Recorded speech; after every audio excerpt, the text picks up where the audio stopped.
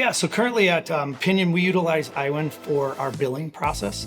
So it's that last half mile of getting that invoice to the client, making it super easy for our client to click yes, let's pay it, and they get us the money. In terms of how innovation can really help the profession over the next couple years, it really is, when you think about a professional services firm, it's about understanding what the client's challenges are, helping them identify or imagine a better tomorrow, and then creating that path towards current state to future state. What we need to do, and where the greatest opportunity for innovation is, reducing that time it takes to execute.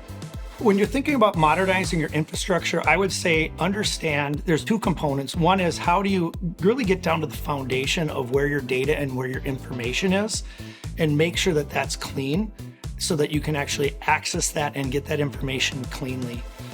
The other piece is identifying vendors or I'll call them partnerships or relations with people that are providing service that they're gonna work together with you. Because when it comes down to it, it comes down to our client experience, and it also comes down to our end user experience. And the better end user experience, and when I mean end user, that's really our team members. If they have a better experience, they're going to be able to provide that better user experience to our clients.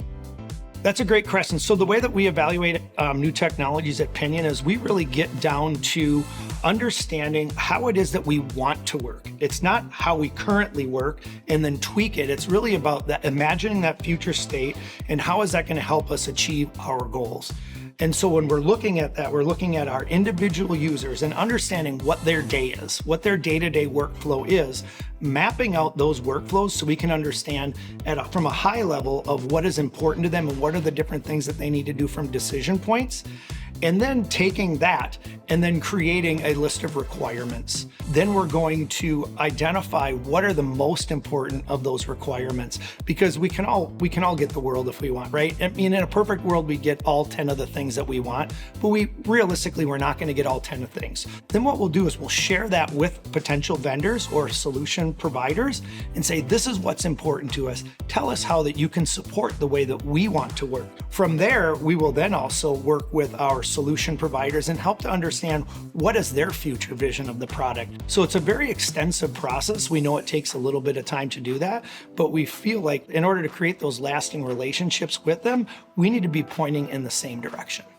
The conversations that we've had with Aiwyn have really closely aligned with where we see our future vision as a firm, and it's been really neat to be able to see that being in sync with where we want to go. And for us, everything we do centers around what our client is going to experience. And so we've mapped out that, we call it a client journey, from awareness to renewal.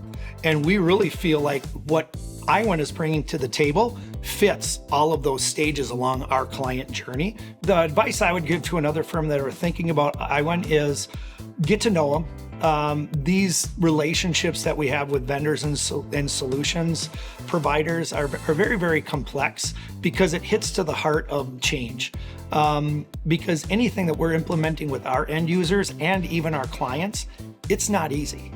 And in order to do that, you need to have a high trust relationship with the people that you're going into battle with, right? And so you want a vendor that's going to be next to you when you go in to provide those solutions and really help make the client's life easier by helping them solve their problems.